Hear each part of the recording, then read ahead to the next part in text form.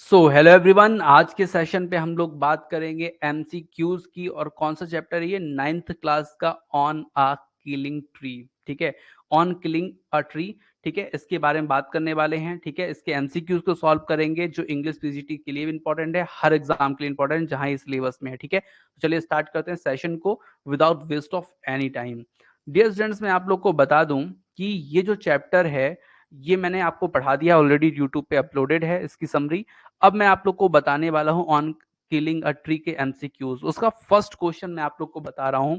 जैसा कि हमेशा मैं पार्ट फर्स्ट आप लोग को बताता था, लेकिन आज मैं आप लोग को पार्ट सेकंड बताने वाला हूं, क्योंकि पार्ट सेकंड में मेरे क्वेश्चन थोड़े से टफ होते हैं। ठीक है, और ये टेस्ट सीरीज का एक पार्ट है, जैसा कि मैं आपको बता दिया हूं। इसमें आपको 50 क्वेश्चन मिलेंगे इस टेस्ट सीरीज में। ठीक है, और इस चैप्टर से। ठीक है, तो चलिए फर्स्ट क्वेश्चन आप लोग से मैं पूछता हूं कि who wrote the poem on killing a tree. ठीक है, किसने on a killing tree poem को लिखा है? ठीक है, तो आप लोग मुझे बताइए इसका आंसर क्या होगा। ठीक है, रोशनी जी का आंसर आ चुका है। और भी जो लोग ऑनलाइन हैं, लाइव हैं, वो लोग भी आंसर जल्दी जल्दी दिया करें। ठीक है, टाइम नहीं लगाना है, टाइम अगर लगाएंगे तो दिक्कत हो जाएगी। यस, तो फर्स्ट का आंसर होगा गीव पटेल। ठीक है, तो गीव पटेल जो है वो है ऑन अ किलिंग ट्री के हमारे राइटर। क्वेश्चन नंबर सेकंड हमारा है, in the poem on killing a tree what is not a symbol jab of the knife. ठीक है, इसका मतलब है पोयम में ऑन किलिंग अ ट्री में what is not a simple jab of the knife. ठीक है, क्या सिंपल जैब ऑफ नाइफ की बात की गई है? कटिंग अ ट्री की, किलिंग अ ट्री की, अपरूटिंग अ ट्री की, both B and C. Question number 2। ठीक है, जल्दी से आप लोग इसका आंसर बताइए। और आप लोग को मैं बता दूं ये पार्ट 2 है हमारे टेस्ट सीरीज का, तो निश्चित तौर पे यहाँ पे आपको क्वेश्चन थोड़े से टफ मिलेंगे। आगे जितना आप जाएंगे उतने ज्यादा टफ मिलेंगे। क्वेश्चन नंबर 20 के बाद तो और ज्यादा टफ है। तो आप लोग को मैं बता दूं यहाँ पे जो आंसर होने वाला है इसका, वो होने वाला है बी। बी बिल्कुल सही आंसर है, killing a tree is the right answer. Question number अगर हम 3 पे चलें, ठीक है, तो 3 पे मैं आप लोग को बता देता हूं 3 पे क्या है क्वेश्चन। ये है, what does jab of knife means in the poem on killing tree. ठीक है, क्या मतलब है जैब ऑफ नाइफ का पोयम में ऑन अ किलिंग ट्री में? ठीक है, trust thrust with a knife, edge of knife, tearing a knife, none of the above. Question number 3 का आंसर आप लोग मुझे बताएंगे जल्दी से। जैसा कि आप लोग जानते हैं ये एक टेस्ट सीरीज का पार्ट है। आप अगर फुल टेस्ट सीरीज लेना चाहते हैं तो रेवा इंस्टीट्यूट ऐप डाउनलोड करके ले सकते हैं। वहां पे 4000 क्वेश्चन आपको मिलेंगे लिटरेचर के, जो इंग्लिश पीजीटी के लिए इंपॉर्टेंट है और क्लास 9th के लिए इंपॉर्टेंट है। तो आप मुझसे ले सकते हैं। बस करना क्या होगा, इस नंबर पे मुझे मैसेज करके आपको पूछना है या रेवा इंस्टीट्यूट ऐप डाउनलोड करना है गूगल प्ले स्टोर से। सो डियर स्टूडेंट्स, मैं आप लोग को बता दूं क्वेश्चन नंबर 3 का आंसर जैसा कि आप लोग ने दिया है, ए इज द राइट आंसर। ठीक है, ए बिल्कुल सही है, थ्रस्ट विथ अ नाइफ। ठीक है, क्वेश्चन नंबर हमारा 4 है, in the poem on killing a tree the process of killing a tree takes. ठीक है, तो यहाँ पे पोएट ने बताया है कि कैसे आप पूरे पेड़ को मार सकते हैं, तो उसकी प्रोसेस बताइए। ठीक है, तो यहाँ पे minimum time, much longer time, Hardy any time या एन एंटायर डे। तो कितना समय लगेगा उस पेड़ को मारने में, ये आप मुझे बता दीजिए जल्दी से, क्योंकि पोयम में मैंने ये अभी बताया है, पोयम में ये लिखा हुआ था। ठीक है, सो आप लोग के आंसर जो आ रहे हैं उसके अकॉर्डिंग तो यहाँ पे लिखा हुआ है बहुत ज्यादा समय लगेगा, और बिल्कुल सही है, क्योंकि पोएट ने लिखा था मच लॉन्गर टाइम। ठीक है, नेक्स्ट क्वेश्चन नंबर 5 है, what has grown slowly consuming the earth in the poem on a killing tree. ठीक है, तो what has grown slowly consuming the earth in the poem on killing a tree, इसमें क्या consume करते हैं slowly slowly पौधे on a killing a tree में? Nature को, लव को, सुपरस्टिशन को, या ट्री को? Sorry, tree. मतलब यहाँ पे क्या कंज्यूम करते हैं, कौन कंज्यूम करता है ये सब? ट्री करता है, सुपरस्टिशन करता है, लव करता है, नेचर करता है, क्या? अर्थ से। यस, क्वेश्चन नंबर आप लोग के जो आए हैं वो बहुत ही सही आंसर हैं। और जो लोग आंसर नहीं दे रहे हैं, चुपचाप बैठे हुए हैं, वो भी आंसर दिया करें। और यहाँ पे जो आप लोग का आंसर है देवियों सज्जनों, वो बिल्कुल सही है। आंसर है आपका ट्री। ठीक है, ट्री जो है वो स्लोली स्लोली कंज्यूम करता है अर्थ से न्यूट्रिशन को। ठीक है, इस नंबर पे कॉल करके रिवांशुट ऐप डाउनलोड करके। ठीक है, आप लोग बोलते होंगे सर बहुत ज्यादा अपने टेस्ट सीरीज को बताते रहते हैं, तो आप लोग तो कुछ करते नहीं है। आप लोग को मैं बोलता हूँ कि आप लोग अपने स्टेटस पे शेयर कर दो, हालांकि मैंने बोला नहीं है, लेकिन आप लोग कर सकते हैं, अपने स्टेटस पे शेयर कर सकते हैं और अपने फ्रेंड्स को भेज सकते हैं, ग्रुप में सेंड कर सकते हैं, लेकिन आप लोग करते नहीं है मेरे लिए कुछ भी। मैं बस आप लोग के लिए बस क्वेश्चन लाए जा रहा हूँ टफ से टफ। देखिए, rising out of it, feeding upon it crust, absorbing years of sunlight air water, what do these line mean. ये जो पोयम की लाइन थी ना, राइजिंग आउट ऑफ इट वाली, इस पे पोएट बोलते हैं क्या इसका मेन मतलब है, वो आप मुझे बता दीजिए, जो पोएट पूछना चाहते हैं। क्वेश्चन नंबर 6 का आंसर बता दीजिए।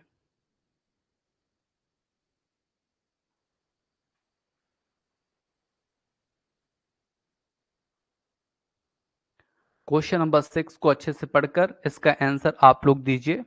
नेहा तिवारी जी का आंसर आ गया है, प्रियंका जी का आंसर आ गया है, और भी जो लोग जुड़े हैं लाइव में वो जल्दी से जल्दी मुझको आंसर बताने की कोशिश करेंगे। बहुत बढ़िया, वेरी गुड, एक्सीलेंट, सभी का आंसर सही है लगभग लगभग, बहुत बढ़िया। इसका आंसर होगा C, trees are surviving by utilising the earth resources. ठीक है, तो जो ट्री है ना वो बहुत ज्यादा क्या है, are surviving by utilising the earth resources. ठीक है, अर्थ रिसोर्स को क्या कर रहे हैं, यूटिलाइज कर करके अपने आप अपने जीवन को सर्वाइव करते हैं। ठीक है, क्वेश्चन नंबर 7 है, what are the tree absorbing in the poem on killing a tree. ठीक है, तो क्या ट्री क्या चीज ऑब्जॉर्व करते हैं पोयम के अनुसार ऑन किलिंग अ ट्री में। ठीक है, सनलाइट, एयर, वाटर, या all of the above. Question number 7, जल्दी से बताएंगे आप लोग answer.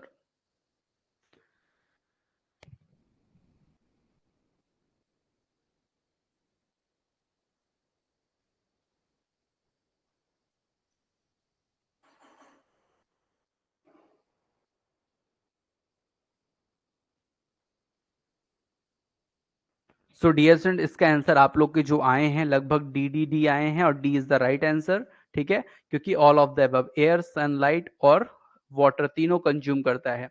Upon it crust, absorbing whose crust। ठीक है, इसका आंसर आप मुझे दे दीजिए क्वेश्चन नंबर 8 का। Upon its crust absorbing. ठीक है, जो क्रस्ट को ऑब्जर्व करता है वो कौन है, हुज क्रस्ट,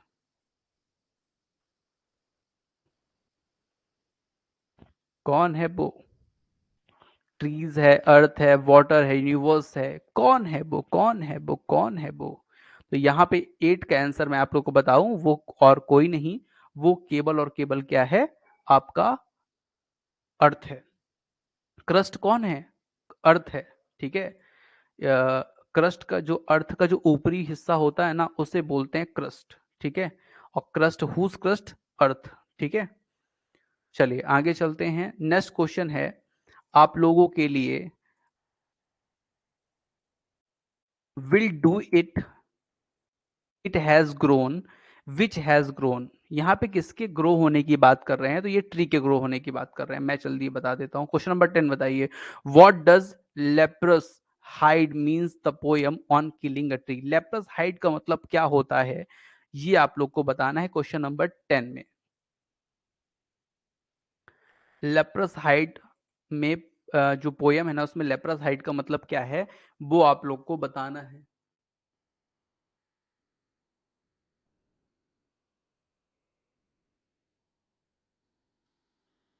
क्वेश्चन नंबर 10 का आंसर बताइए आप लोग।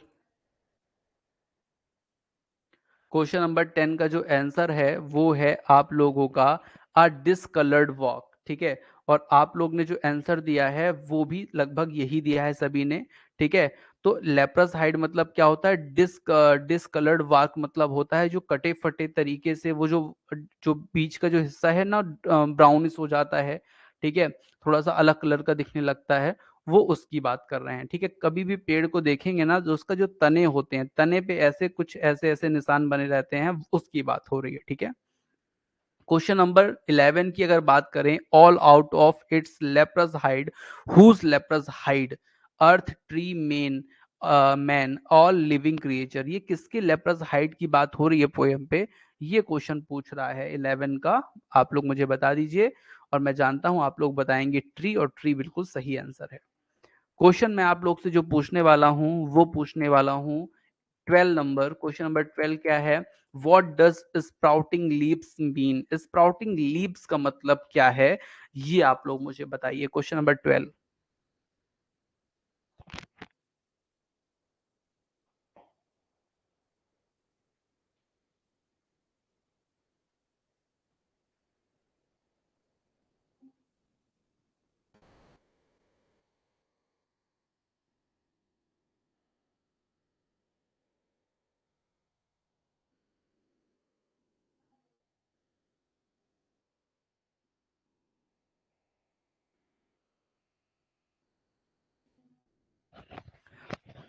आप लोग का आंसर है what does sprouting leaves mean. तो स्प्राउटिंग लीव का मतलब यहाँ पे होगा 12 नंबर का न्यू ग्रोथ ऑफ लीफ। ठीक है, तो आप लोग का जो आंसर है लगभग लगभग सही है। ठीक है, जिसने सी दिया है आंसर उसका सही है, बी जिसने दिया है वो गलत है। रूट ग्रो नहीं होता, लीफ ग्रो होती है जो आपके इसमें मिला है। So hack and chop, what needs to be hacked and chopped. ठीक है, हैक्ड एंड चॉप की क्या आवश्यकता है? वार्क ट्री रूट या सीडलिंग्स? ठीक है, किसके लिए ऐसी बात की जा रही है? तो बिल्कुल हेड एंड चॉप जो बात हो रही है ना, व्हाट नीड, तो ट्री, ट्री ट्री के लिए बात हो रही है। ठीक है, question number 14, what this alone want to do it. ठीक है, what alone want to do, ये किसके अकेले होने की बात कर रहे हैं? कंज्यूमिंग द अर्थ की, रोपिंग की, हैकिंग एंड चॉपिंग की। ठीक है, तो आप मुझे क्वेश्चन नंबर 14 का आंसर बता दीजिए। किसका कुछ नहीं किया जा सकता? क्या करके भी कुछ नहीं किया जा सकता, ऐसा आप लोग मुझे बता दीजिए। और आप लोग का जो आंसर आ रहा होगा वो आ रहा है बी, रॉपिंग। रॉपिंग की तो कहीं चर्चा ही नहीं है रोशनी जी। सी, यस, सी आंसर सही है। ठीक है, तो आप लोग सी आंसर दे दीजिए। सी आंसर जो है हैकिंग एंड चॉपिंग। ठीक है, क्वेश्चन नंबर 15 और लास्ट, मैं आप लोग को बता दूं, आप भी रेवन इंस्टीट्यूट से जुड़कर टेस्ट सीरीज ज्वाइन कर सकते हैं। टेस्ट सीरीज आपको बहुत ही इजीली अवेलेबल है रेवन इंस्टीट्यूट ऐप पे।